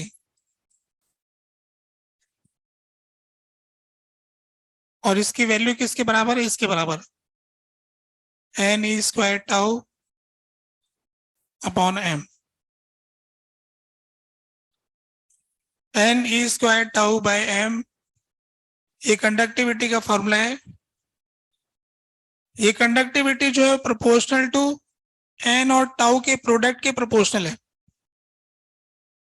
तो जिसके अंदर फ्री चार्ज डेंसिटी ज्यादा है, इलेक्ट्रॉन की जनसंख्या ज्यादा है, पॉजिटिव आयन दूर दूर है, तो रिलैक्सेशन टाइम ज्यादा मिलेगा, एन भी ज्यादा टाउ भी ज्यादा, तो कंडक्टिविटी ज्यादा होगी उस सब्सटेंस की, है ना। दोनों तरह की चीजें आ रही है। अगर हम टेम्परेचर बढ़ाते हैं तो क्या होता है, देखो, when temperature increases, N N जो होता है उसके मामले में दो बातें हैं। कंडक्टर कंडक्टर में तो एन जो है ऑलमोस्ट सेम रहता है। सेमी कंडक्टर एन काफी ज्यादा बढ़ता है। देखो, जिसके सारे बॉन्ड टूट चुके हो, जिसके अंदर हर घर से एक इलेक्ट्रॉन आजाद हो गया हो, गर्म करने से और कोई नई आजादी नहीं आएगी, है ना। मेटल को गर्म करने से कोई नया इलेक्ट्रॉन आजाद होके तो जाएगा नहीं। कोई गुलाम है वो तो पक्के गुलाम है ना। मेटल में जो दूसरे इलेक्ट्रॉन गुलामी करते हैं, उस प्लस की गुलामी करते हैं, आपस आपस में बॉन्ड बना के रखते हैं। इनकी गुलामी मजबूत होती है, मेटल को मजबूत बना के रखते हैं, ऐसे पिघलते नहीं जल्दी। बहुत गर्म करेंगे ना तो वो भी मैदान में उतर के आएंगे। छोटा मोटा गर्म करने से वो नहीं उतरते, है ना। और ये जो सेमी कंडक्टर होते हैं, इनमें क्या होता है कि कुछ तो जमीन पे आए होते हैं, कुछ बॉन्ड में बैठे होते हैं कि कोई एनर्जी दे तो हम भी कूद जाए मैदान में, तो गर्म करते ही कूद जाते हैं वो। तो जो हमारा सेमीकंडक्टर होता है, 0 केल्विन पर परफेक्ट इंसुलेटर होता है। मतलब एक भी इलेक्ट्रॉन गली में मिलेगा नहीं, 0 केल्विन में एकदम ठंडा होकर बैठा है, कोई एक इलेक्ट्रॉन भी नहीं। जैसे ही गर्म किया, लोग उतर आते हैं मैदान में कि अब हम भी कंडक्ट करवाएंगे, तो सेमी कंडक्टर हो जाते हो। थोड़ा और गर्म करेंगे तो और अच्छे कंडक्टर हो जाते हैं। तो सेमी कंडक्टर में फ्री चार्ज डेंसिटी बढ़ती है और कंडक्टर में कोई फर्क नहीं पड़ता है ना। रिलैक्सेशन टाइम के बारे में बताएंगे।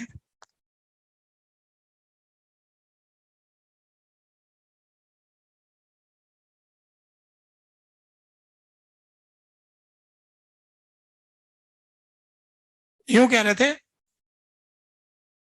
कि रिलैक्सेशन, जब टेम्परेचर बढ़ाएंगे तो क्या होगा, टेम्परेचर बढ़ाएंगे तो रिलैक्सेशन टाइम तो घटेगा ही फॉर बोथ।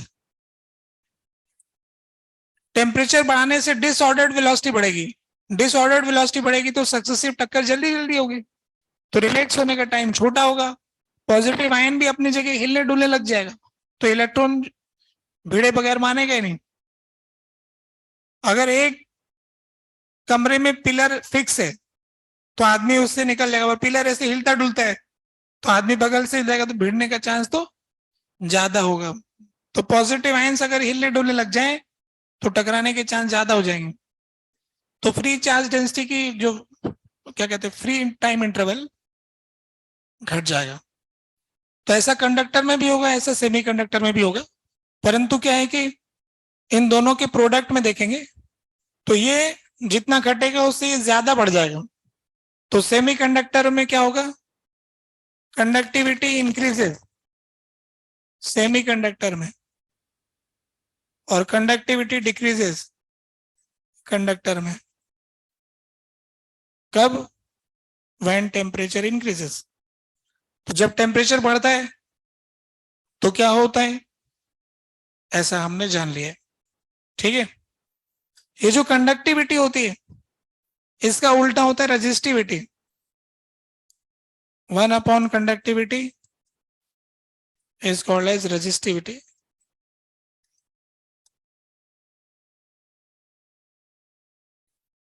Conductivity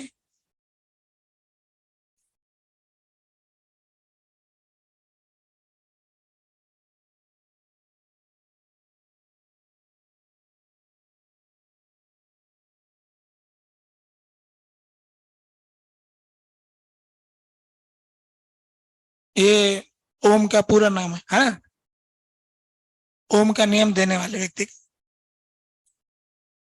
उनके पिताजी भी ओम लगाते थे, है ना। तो जो रेजिस्टेंस है ना, अभी रेजिस्टेंस तो आया नहीं, अभी रेजिस्टिविटी आया, अभी रेजिस्टेंस भी आने वाला है।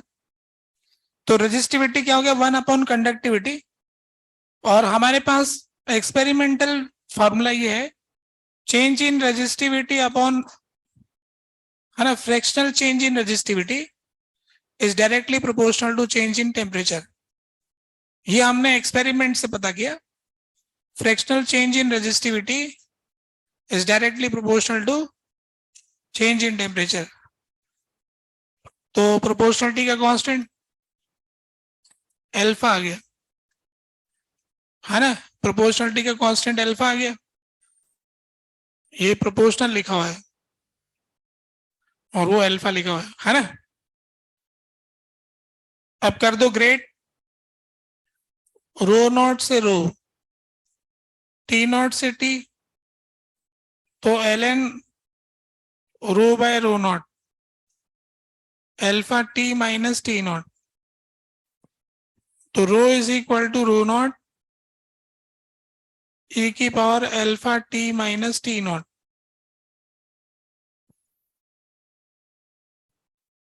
ठीक है, ऐसा बन गया।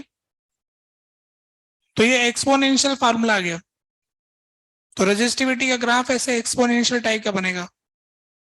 ये एनसीईआरटी में कुछ ग्राफ बने हुए देखने से पता लगेगा, है ना। एनसीईआरटी का अध्ययन करने से फायदा होता है, मेंस के पेपर में हूबहू सवाल आ जाता है, तो वहां पर माइनस की जो डर लगा रहता है ना कि सही गलत देखते पहचान, एनसीईआरटी में दिया यही तो दिया था, ठीक है, ठीक लगाना होता है फिर, है ना। तो अच्छा एनसीईआरटी कितने लोग पढ़ते हैं, ये सवाल का जवाब देना जरा।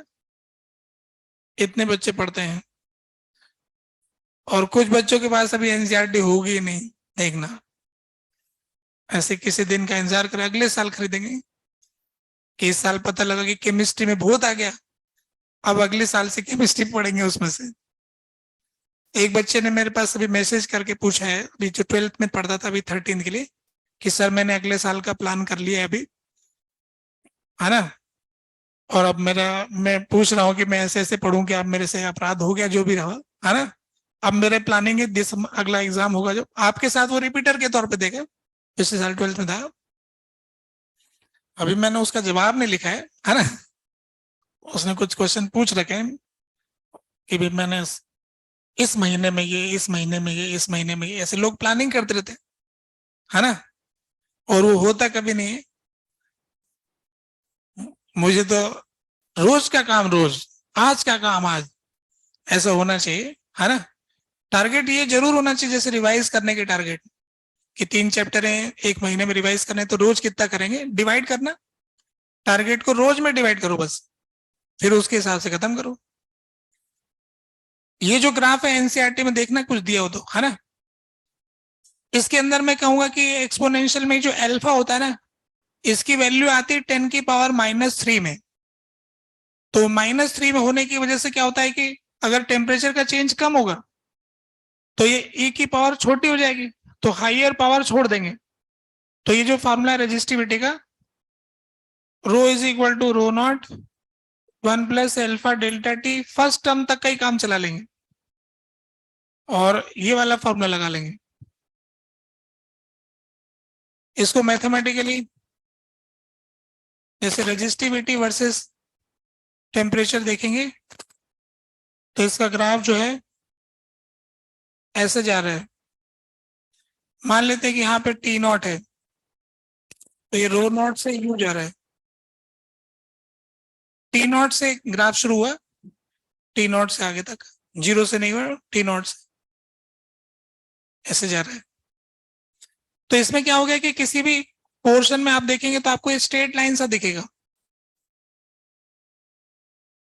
ये स्ट्रेट लाइन का इक्वेशन दिख रहा है ना। वो जो कर्व है वो किसी एक इंटरवल, एक छोटे हिस्से के लिए, तो इसको फर्स्ट वाले को यहाँ का रो नॉट मान लेना, फिर वहां से आगे का ले लेना, उन दोनों के लिए। तो छोटा चेंज होता है ना, तब तक के लिए तो स्ट्रेट लाइन है, पर यहां से लेके वहां का चेंज करोगे तो फिर फर्क पड़ जाएगा, ज्यादा चेंजेस में फर्क पड़ जाता। तो रेजिस्टिविटी टेम्परेचर पे कैसे डिपेंड करती है ये मैंने बताया, ठीक है। तो कंडक्टिविटी क्या होती है, रेजिस्टिविटी क्या होती है, अब मैं इसके आगे बढ़ना चाह रहा था, ये बात आपने नोट कर ही लिया।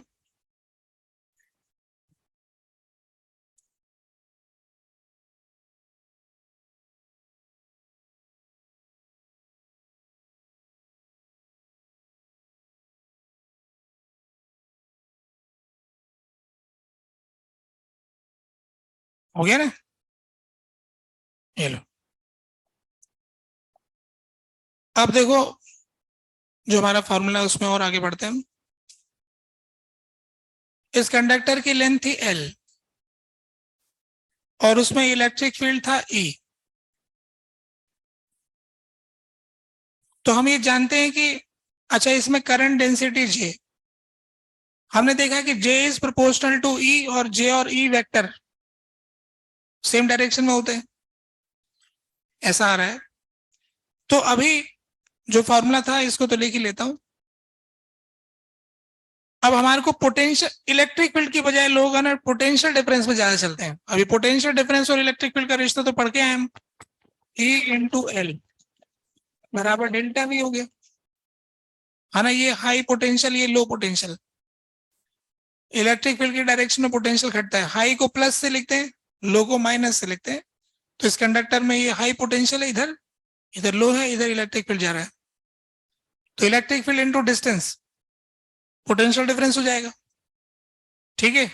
तो अब अपन इस फॉर्मूला में लिख लेंगे, जे को लिख सकते हैं I by A, I divided by A, और इलेक्ट्रिक फील्ड को लिख सकते हैं delta V by L, delta V by L. तो यहां से डेल्टा वी की वैल्यू आ गई, इसको हम इधर लेके जाएंगे, इसको इधर लेके आ जाएंगे। तो एल अपॉन सिग्मा ए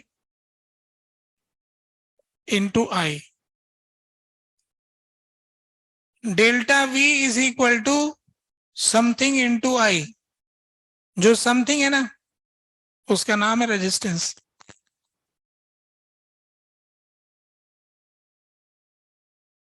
इसी को ओम का नियम कहते हैं, डेल्टा वी बराबर आई आर, है ना। तो यहां से आर की वैल्यू आ गई, आर क्या हो गया, एल अपॉन सिग्मा ए, या इसको लिख सकते हैं rho L by A, L upon sigma ए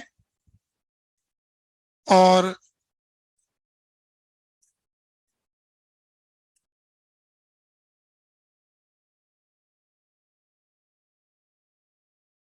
ठीक है, आर हो गया रेजिस्टेंस। रेजिस्टेंस की यूनिट ओम में रखी गई,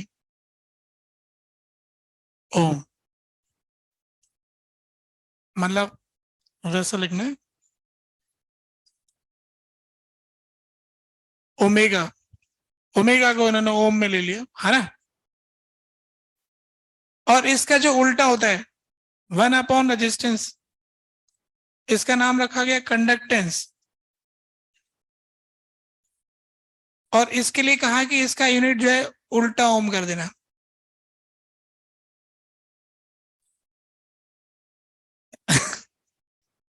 मजाक कर रखा है ना, रेजिस्टेंस का तो ओम वैसे वाला है, ओम को उलट दिया।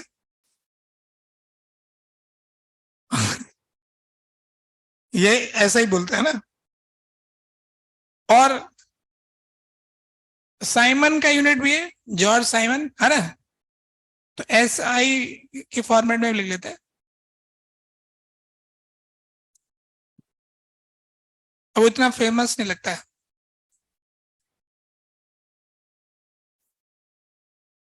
ठीक है। तो रेजिस्टेंस का भी फॉर्मूला बन गया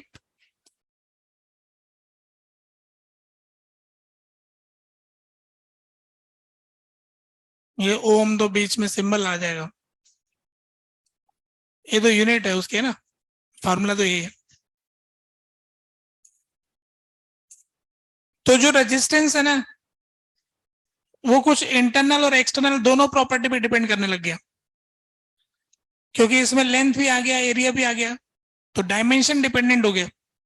और रेजिस्टेंस मतलब रेजिस्टिविटी या कह सकते हैं कि कंडक्टिविटी भी यहाँ पर आ रही है।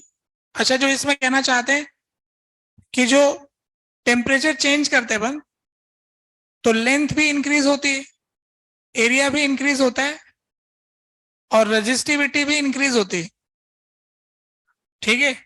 जब टेम्परेचर बढ़ाते हैं तो लेंथ भी बढ़ती है, एरिया भी बढ़ता है, रेजिस्टिविटी भी बढ़ती है। पर इसका फैक्टर है 10⁻³ वाला, इनका फैक्टर है 10⁻⁵ वाला।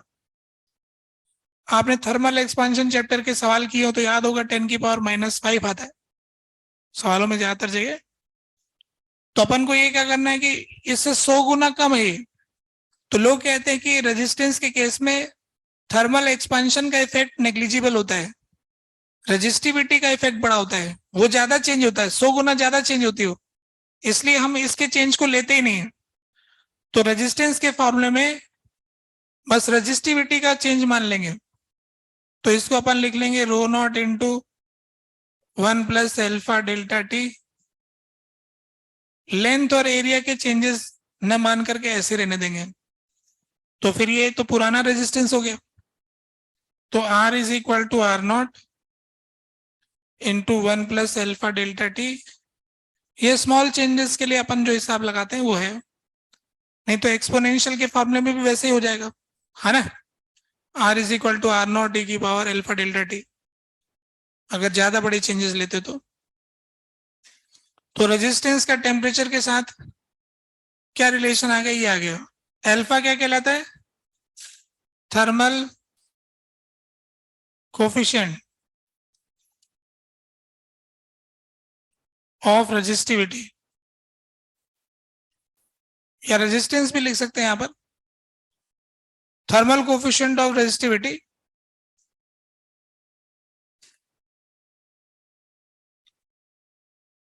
जो 10⁻³ के ऑर्डर का होता है ना।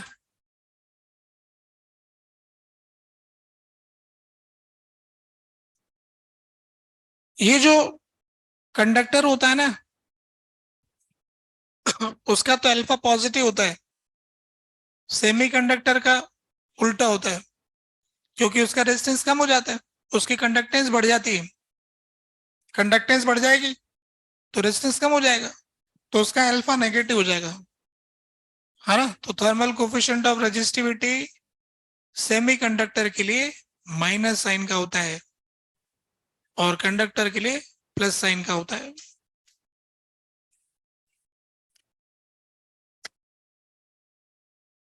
नेगेटिव फॉर सेमीकंडक्टर,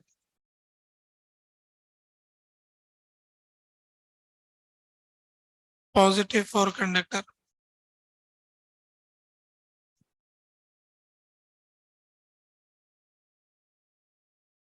तो रेजिस्टेंस जो है टेम्परेचर पे कैसे डिपेंड करता है ये हमने बता दिया। रेजिस्टेंस होता है क्या ये बता दिया, ओम का नियम बता दिया।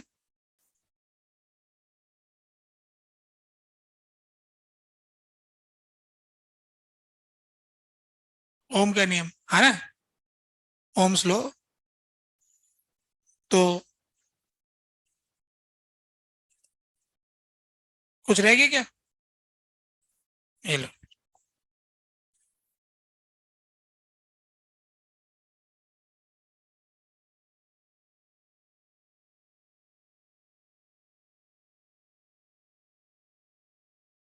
ठीक है, अब तो नोट कर ही लिया।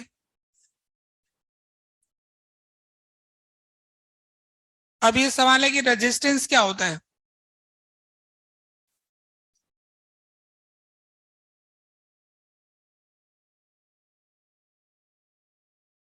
जैसे मैं बता रहा था कल की भाई पेपर में मैंने तैयारी करके, नहीं तो रेजिस्टेंस क्या होता है, तो रेजिस्टेंस विरोध होता है ना, ज्यादा होता है तो चलना मुश्किल होता है, ऐसे करके उल्टा पुल्टा लिखेंगे, है ना।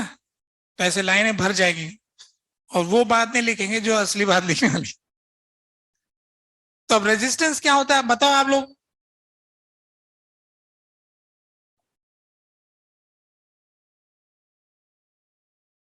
अब देखो, रेजिस्टेंस एक ऐसा शब्द है जो हमारे दैनिक जीवन में इस्तेमाल होता है, पर फिजिक्स ने उसको फिजिकल क्वांटिटी बना दिया है।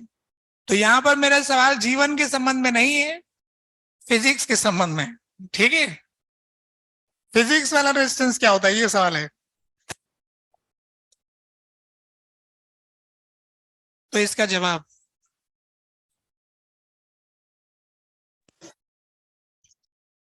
तो रेजिस्टेंस क्या होता है? तो रेजिस्टेंस होता है डेल्टा वी अपॉन आई।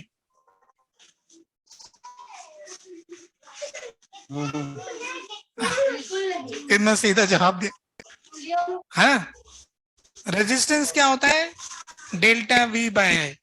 अब पढ़े लिखे लोग इससे, जैसे मैंने एग्जाम में कैसे लिखते हैं, ऐसे मैं लिखने का तरीका ऐसे समझता हूँ। कोई फॉर्मूला पता होता है तो उसको हम लिखते हैं, फिर उसको शब्दों में लिख देते हैं कि जब हम ऐसा पोटेंशियल डिफरेंस लगाएं कि जिससे करंट की वैल्यू 1 हो, तो जो पोटेंशियल डिफरेंस की वैल्यू की वही रेजिस्टेंस के बराबर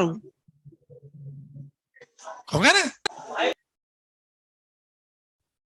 तो किसी का रेजिस्टेंस का मतलब क्या है? तो resistance of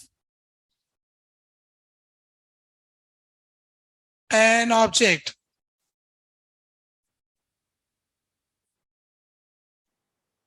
for a particular direction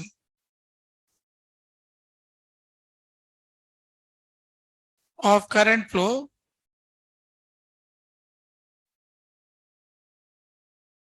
will be equal to magnitude of potential difference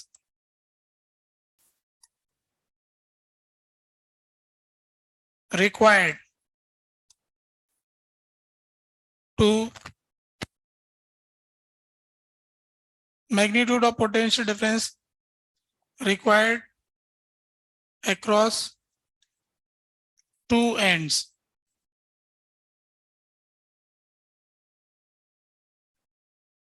along which current flows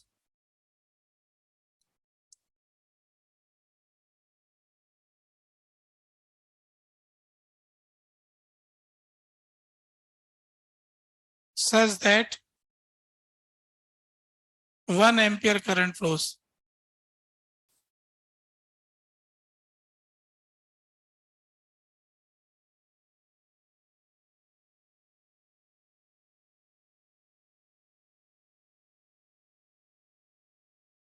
तो यूं कहना चाहते हैं कि जैसे मान लो कि ये डस्टर है, अगर कोई हमसे पूछता है कि भाई इस डस्टर का रेजिस्टेंस क्या है बताओ, है ना, तो हम ये कहेंगे कि नहीं बता पाएंगे, है ना। कोई हमसे कहता है कि इसका मास बताओ, तो डस्टर का मास बताने में दिक्कत नहीं, तोल के बता देंगे ये लोग। कोई कहेगा इसका मोमेंट ऑफ इनर्शिया बताओ, तो बोलेंगे हम नहीं बताएंगे, पहले आप बताओ कि इसको घुमाओगे कैसे। अब डस्टर देने से थोड़ी समझ में आएगा कि इसका मोमेंट ऑफ इनर्शिया क्या होगा, ये भी तो बताना पड़ेगा कि इसको यूं घुमाया जाएगा कि यूं घुमाया जाएगा, कि कैसे कैसे घुमाओगे इसको, घुमाने का तरीका क्या है। जब तक घुमाने का तरीका नहीं बताया जाएगा तब तक इसका मोमेंट ऑफ इनर्शिया नहीं बताया जाएगा। अच्छा, मोमेंट ऑफ इनर्शिया का सिंबल भी आई, है ना, करंट वाला सिंबल एक है। अब यहां पर रेजिस्टेंस की जो बात करना चाहते हैं कि रेजिस्टेंस बताओ, तो हम कहेंगे कि पहले आप ये बताओ कि इसमें करंट किधर से किधर जाएगा, उसके हिसाब से इस डस्टर का रेजिस्टेंस अलग अलग होगा। जैसे किसी का, अब ये बात उनको नहीं जमेगी कि है तो लकड़ी का रेजिस्टेंस तो एक ही होना चाहिए, है ना, ऐसे मन में बैठता है हमारे। रजिस्टिविटी एक हो सकती है ना। रजिस्टिविटी का इस बात से कोई लेना देना नहीं, क्योंकि वो इंटरनल प्रॉपर्टी है। रजिस्टिविटी का जो फॉर्मूला है, कंडक्टिविटी से रेजिस्टिविटी आ जाएगा, इसका उल्टा हो जाएगा। तो ये सब चीजें अंदर फिक्स है, एम एन टाउ ये सब फिक्स है। ये लकड़ी के अंदर फिक्स होगा कि पर यूनिट वॉल्यूम कितने इलेक्ट्रॉन होंगे, रिलैक्सेशन टाइम कितना होगा। तो एक लकड़ी की रेजिस्टिविटी तो फिक्स है ना। रेजिस्टिविटी बताना में अलग बात है, रेजिस्टेंस बताना एक अलग बात है। रेजिस्टेंस हमने भी बताया कि हम नहीं बता पाएंगे जब तक कि कोई ये नहीं बताएगा कि इसमें करंट किधर से किधर जाएगा। तो करंट का फैसला हुआ कि भाई करंट इधर से आएगा और इधर जाएगा, तो उस केस में फिर ये वाला एरिया होगा, ये लेंथ होगी, है ना। तो देख रहे हैं कि लेंथ इसी डस्टर का इस डायरेक्शन में देखोगे तो फॉर्मूला रो एल बाय ए, फॉर्मूले पे चलते हैं, ये रहा। तो इस फॉर्मूले के हिसाब से इसका रो तो सब डायरेक्शन में एक है ना, पर एल बड़ा है, एरिया छोटा है। तो इस तरफ अगर करंट फ्लो होगा तो इस डस्टर का रेजिस्टेंस ज्यादा होगा। अगर इसकी बजाय करंट यूं जाए, इधर से एंटर करे और इधर से एग्जिट करे, तो लेंथ तो छोटी सी हो गई, एरिया बड़ा हो गया, तो डिवाइड करने वाला नंबर बड़ा होता है। इसी डस्टर का रेजिस्टेंस घट गया, तो सेम डस्टर का रेजिस्टेंस इस डायरेक्शन में कम है, इस डायरेक्शन में ज्यादा है। तो इससे हमें समझ में आ जाए कि हमारे मन में जो रेजिस्टेंस शब्द का मतलब है और वो जो फिजिक्स में रेजिस्टेंस है, वो दो अलग अलग चीजें हैं। हम तो समझेंगे लकड़ी का एक ही जैसा तो रेजिस्टेंस होगा, है ना, अलग अलग क्या होगा, अलग अलग है, क्योंकि फॉर्मूला अलग तरह का है वो। तो उस फॉर्मूले से हमें पता, अच्छा इस उस डेफिनेशन से जाए, इसमें अपन ने क्या लिखा है कि इस लकड़ी से मुझे 1 एम्पियर करंट फ्लो करवाना है, ऐसा का ऐसा डस्टर में कॉपर का बना दूं, है ना। तो कॉपर का डस्टर बना के उसके दोनों एंड पर मैं बैटरी लगा दूंगा। अगर मैं कुछ वोल्ट लगाऊंगा तो उसमें तो बहुत सारे फ्री इलेक्ट्रॉन्स हैं और अच्छे भागने की जगह भी बड़ी, सड़कें बढ़िया बनी अंदर, है ना, आराम से जा सकते हैं। तो उसका मतलब हो गया कि कॉपर में तो किसी भी क्रॉस सेक्शन में थोड़ा सा वोल्टेज लगाऊंगा, 1 एम्पियर करंट आ जाएगा। अब लकड़ी के अंदर गिनती के इलेक्ट्रॉन बैठे हैं अंदर घूमने लायक, फिर उनसे कहेंगे कि आप चलो थोड़ा तेज, है ना, फिर बोले कुछ इलेक्ट्रिक फील्ड लेके आओ तभी वेलोसिटी बढ़ाएंगे हम, गिनती के तो लोग हैं हम। तो फिर अपन को क्या करना पड़ेगा, ज्यादा इलेक्ट्रिक फील्ड लाना पड़ेगा, ज्यादा इलेक्ट्रिक फील्ड लाना पड़ेगा तो ज्यादा पोटेंशियल डिफरेंस लगाना पड़ेगा। तो इसी लकड़ी में 1 सेकेंड में 1 कूलम चार्ज को फ्लो करवाने के लिए ज्यादा वोल्टेज लगाने की जरूरत पड़ेगी। तो हम कहेंगे कि इस कंडक्टर का रेजिस्टेंस ज्यादा है। तो जिसमें ज्यादा वोल्टेज लगाना पड़ता है 1 एम्पियर करंट पैदा करने के लिए, उसका अधिक रेजिस्टेंस हो जाएगा। और जब हम इसको यूं लगाते हैं, ऐसे और ऐसे में क्यों फर्क पड़ रहा है, ऐसे लगाने में क्या हो गया कि पोटेंशियल डिफरेंस आप लगाओगे, लेंथ छोटी होगी तो इलेक्ट्रिक फील्ड ज्यादा हो जाएगा। अभी छोटी लेंथ हो गई ना, तो अगर आपने पोटेंशियल डिफरेंस लगाया डेल्टा वी पहले, इतनी लेंथ से डिवाइड करोगे तो इलेक्ट्रिक फील्ड की वैल्यू कम आएगी, इतनी लेंथ से डिवाइड करोगे तो इलेक्ट्रिक फील्ड की वैल्यू ज्यादा आएगी, इलेक्ट्रिक फील्ड की वैल्यू ज्यादा आएगी तो ड्रिफ्ट वेलोसिटी ज्यादा आएगी, ड्रिफ्ट वेलोसिटी ज्यादा आएगी तो करंट ज्यादा आ जाएगा, कम वोल्टेज से वही करंट आ जाएगा। तो कहने का मतलब ये हो गया कि क्यों ऐसा हो रहा है कि अलग अलग क्रॉस सेक्शन पे अलग अलग रेजिस्टेंस आ रहा है, और ज्यादा एरिया हो गया तो पर यूनिट पूरे एरिया से कितने चार्ज जाएंगे, तो इसमें ज्यादा चार्ज निकल जाएंगे क्योंकि एरिया ज्यादा मिल रहा है। इसमें पतला सा एरिया, छोटा सा एरिया, इधर से फ्री इलेक्ट्रॉन को ट्रांसफर करने की टेंडेंसी कम होगी, है ना। तो इस हिसाब से एक ही डस्टर का अलग अलग दिशाओं में अलग अलग रेजिस्टेंस होगा। तो किसी का रेजिस्टेंस कुछ फिक्स नहीं होता है, रेजिस्टेंस वो शब्द अलग है, हमारा फिजिक्स का अलग है, और वो मैंने फॉर्मूले से बनाया है। तो डेफिनेशन जो लिखे ना वो यही है, यहीं से आ गया। अच्छा देखो, इसकी यूनिट भी आ जाएगी। यूनिट क्या आ जाएगी, 1 ओम बराबर 1 वोल्ट पर एम्पियर। अब कोई कहता है कि इसका रेजिस्टेंस तो 20 ओम है, इसका मतलब हो गया 20 वोल्ट पर एम्पियर। ओम से नहीं समझ में आता है,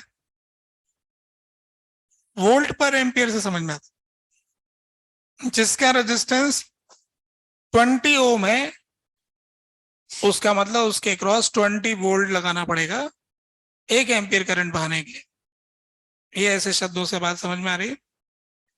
समय हमारा आज का समाप्त हो गया, होमवर्क के बारे में तय हो गया। क्या तय हुआ, पार्ट 2, और कोई डीपीपी वगैरह, ठीक। तो आपका जो कितने क्वेश्चन है उससे बताओ भाई। एक टेस्ट पेपर होगा ना, मेंस का पेपर, मेंस के क्वेश्चन 1 घंटा पूरा टाइम लगा के टाइम लिमिट में करके देखना। सिंगल टॉपिक का सवाल है ना, तब तो इजी हो गया ना। देखो अलग अलग टॉपिक के सवाल होते तो किस किस के फॉर्मूले क्या क्या करोगे। अभी भी फॉर्मूले पढ़े, एक ही टॉपिक है, 1 घंटे में पेपर देना, 1 घंटे का काम है। होमवर्क सिर्फ 1 घंटे ही पढ़ोगे क्या आप लोग, है? कुछ रिवाइज वगैरह करोगे, एनसीईआरटी की रीडिंग लगाओगे, ठीक। ये रखते हैं।